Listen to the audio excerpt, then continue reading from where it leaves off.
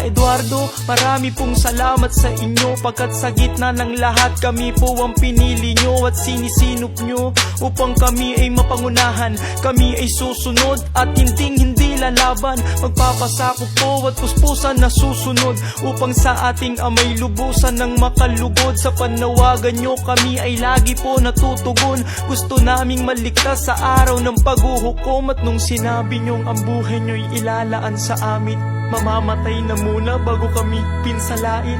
Hindi kami papayag na mangyari po iyon. Kami sa panig nyo, kayo ay aming ipagtatanggol sa panalangin. Kayo ay lagi naming isinasama. Mahal po namin kayo, aming tagapamahala. Sa amay di magsasawang ipanalangin kayo. Pangako namin kami lagi nang makikipagkaisa. Maraming salamat po sa